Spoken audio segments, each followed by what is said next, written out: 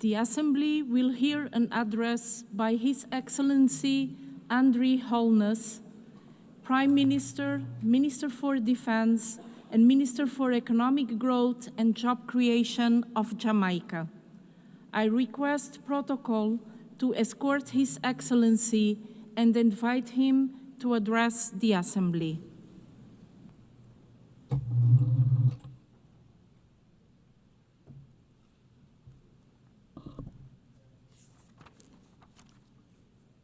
Madam President, Excellencies, on behalf of Jamaica, I extend warm congratulations to you, Madam President, on your election to preside over this landmark 80th session of the General Assembly.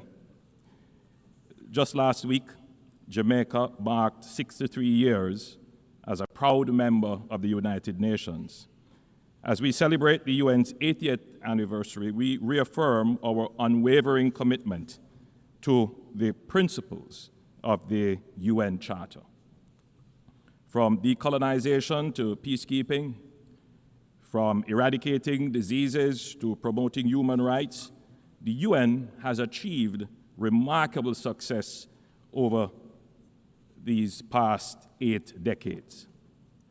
Yet, as we confront global challenges, including pandemics, climate change, armed conflict, and persistent poverty, we must acknowledge that our multilateral system requires urgent reform and revitalization to meet the needs of the 21st century. The UN 80 initiative is an opportunity to strengthen multilateralism with concrete action, institutional reform, and renewed political will. We must build a system that is more democratic, representative, and responsive to evolving challenges. Jamaica is honored that our permanent representative is co-chairing the working group on UN 80 mandate implementation review, along with the permanent representative of New Zealand, and we look forward to meaningful outcomes.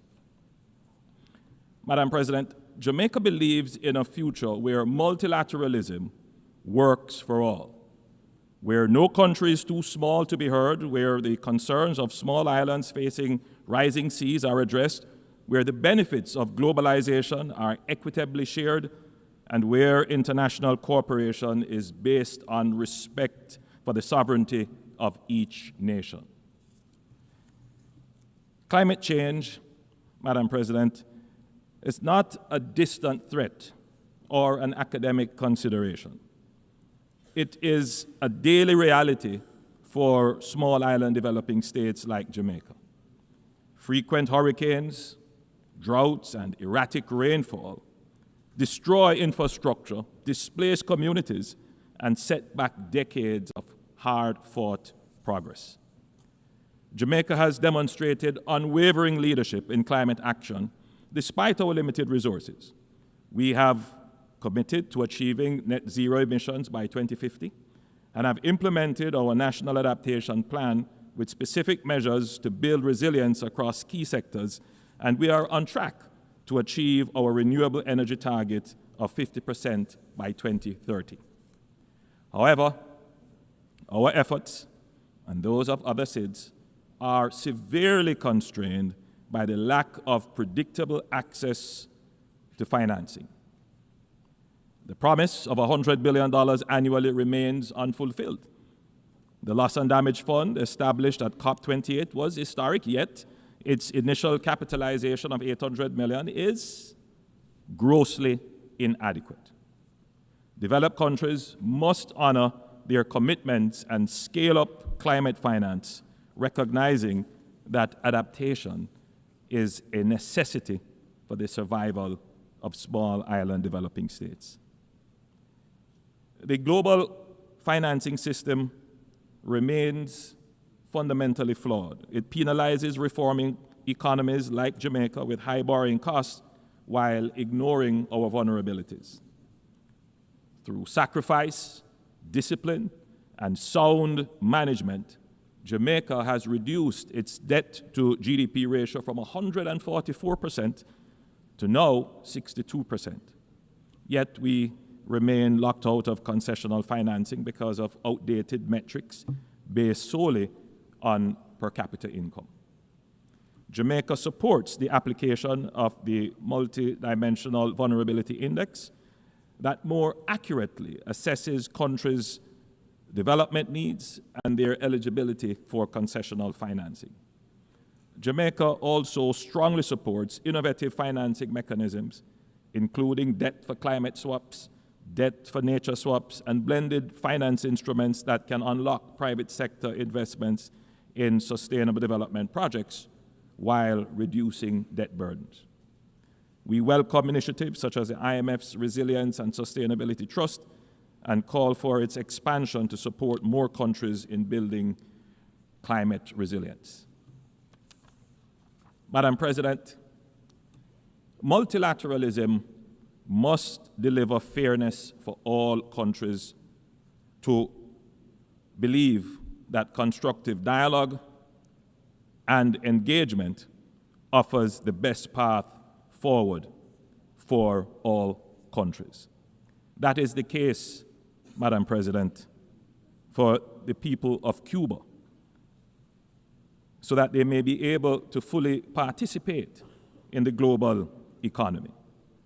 We encourage continued domestic reform in Cuba and greater integration into international systems, supported by policies that enable progress rather than isolation.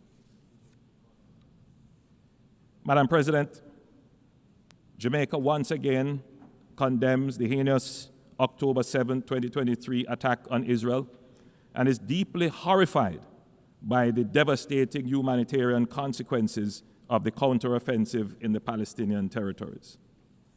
A just and peaceful resolution to the conflict is only possible through diplomacy and dialogue. We continue to support United Nations Security Council Resolution 242 and support the call for a ceasefire agreement that includes the release of all remaining hostages and definitively ending the protracted war and human suffering. Madam President, political instability, gang violence, and humanitarian crises in Haiti affect not only the Haitian people, but the entire region.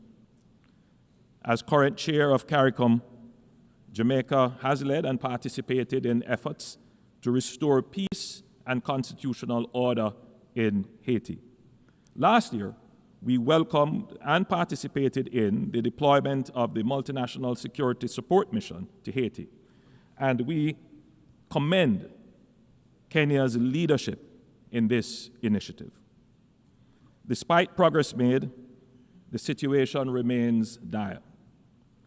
As we contemplate next steps, we urge member states, especially those in the Security Council, to operationalize the recommendations made by the Secretary General for a transition to a more robust hybrid mechanism to deal with the situation in Haiti. We call on member states to provide the necessary financial and logistic support to ensure the success of this initiative. But security operations alone will not suffice.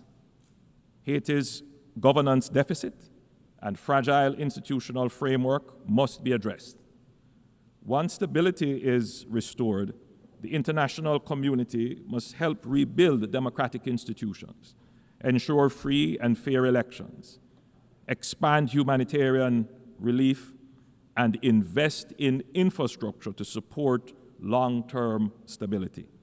Haiti's recovery requires sustained global support. Madam President, the Haitian crisis has laid bare a wider truth.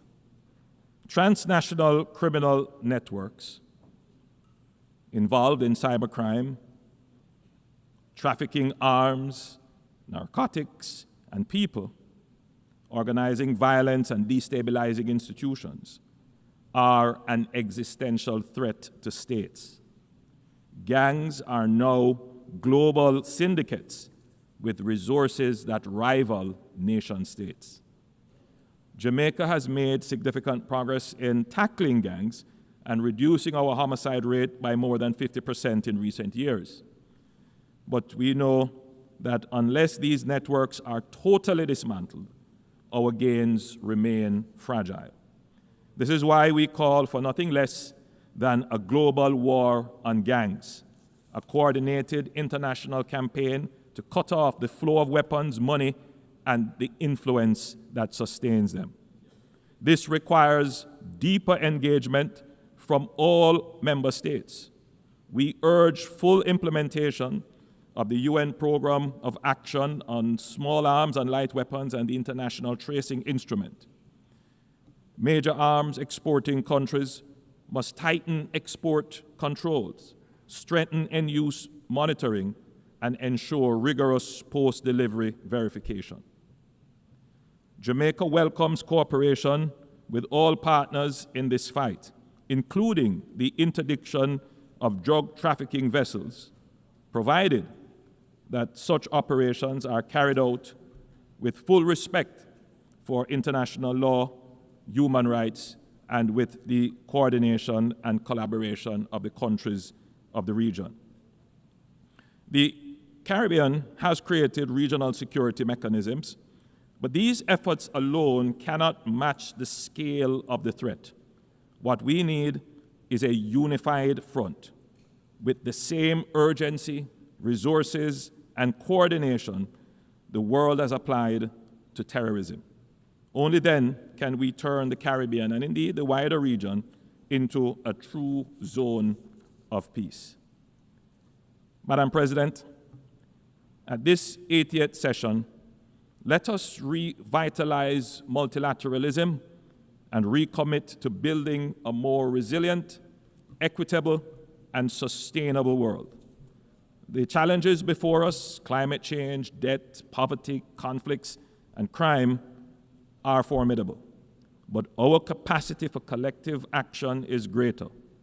Jamaica has shown that with sound policies, fiscal discipline, and good governance, small nations can achieve great progress. But to build on this progress, we need an international system that is fair, inclusive, and responsive. Let us not leave this assembly with words alone, but with commitments that deliver real change. Jamaica stands ready to work with all member states in partnership and solidarity to create a future defined by peace, prosperity, and dignity for all. Thank you, Madam President. Thank you, members. On behalf of the Assembly, I wish to thank the Prime Minister, Minister for Defense, and Minister for Economic Growth and Job Creation of Jamaica.